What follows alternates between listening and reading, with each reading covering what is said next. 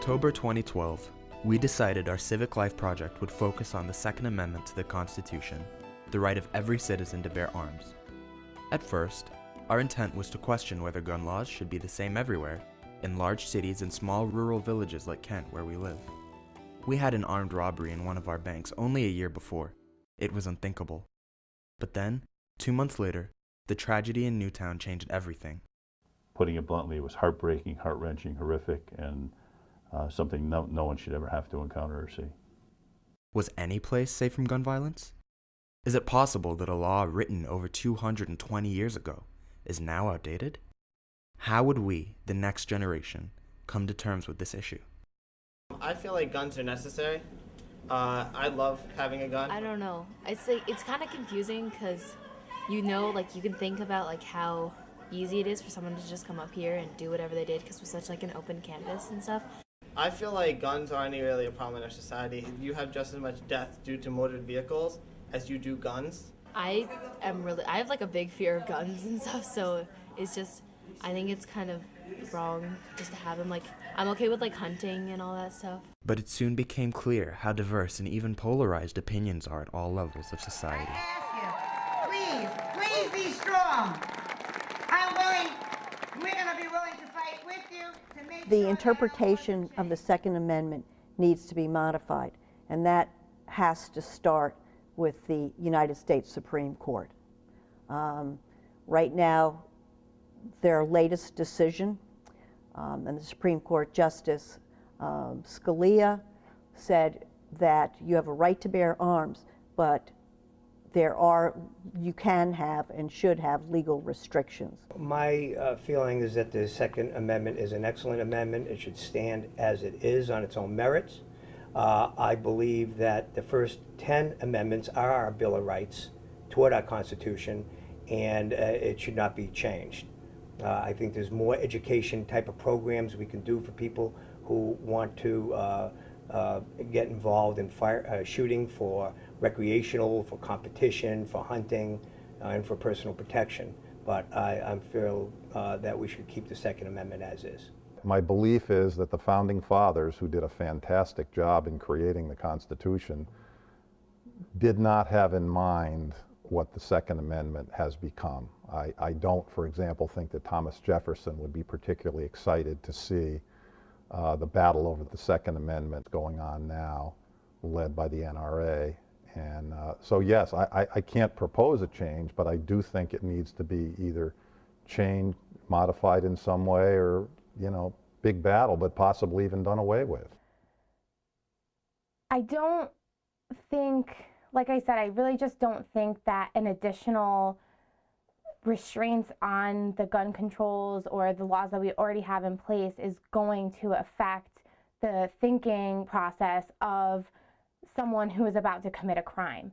I don't think that they're going to take that extra second and be like, well, all these new laws were put in place, so I'm not going to go ahead and shoot up a school. There are people that feel they should have the right to possess and bear arms, and there are people that feel that guns are bad for everybody. And I would take a stand one way or the other. I would say that that's a topic for our legislators to discuss, to argue about. And if people certainly don't like what our legislators do, then their responsibility is, number one, to provide our legislators with information as to how they feel, what they believe, to pay attention to what the legislators do when they discuss the topic.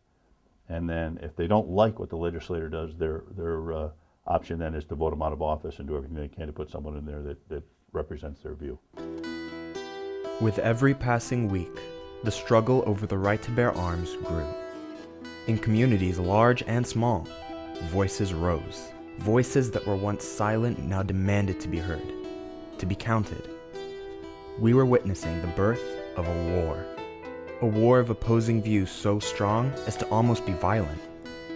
A war that, at one time, seemed worlds away from the peace and safety of our little village.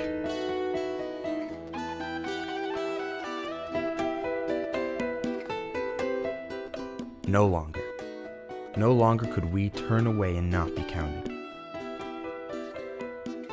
But what could we do? What were we supposed to do?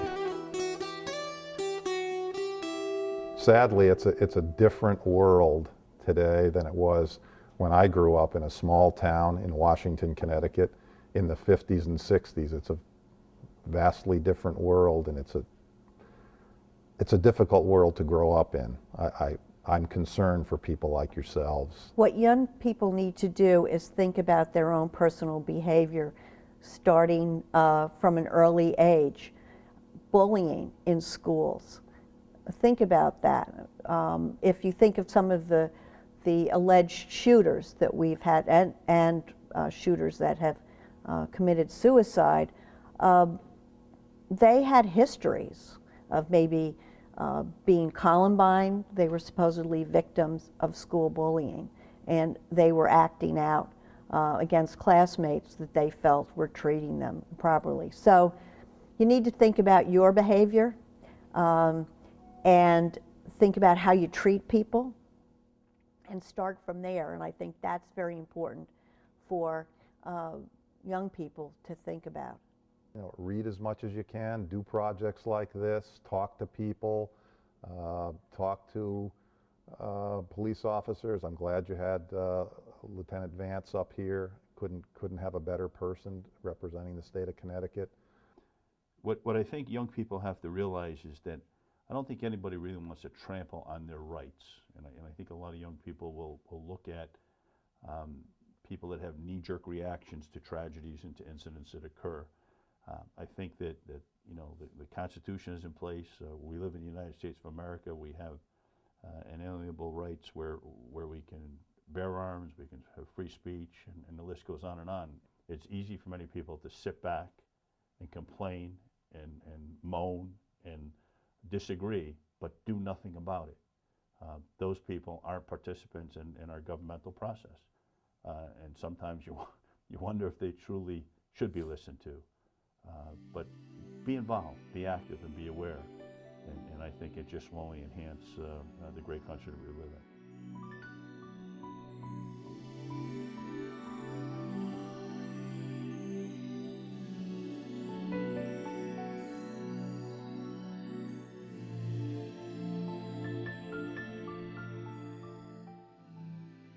So many questions remain unanswered. Was there a right course of action? A wrong? Is this an issue that can be solved without altering the Second Amendment to the Constitution? In the end, we were like swept away. Swept away by the passion and conviction on both sides of the argument. Swept away by the enormity of the challenge. Swept away by the decisions we will have to make one day. One day.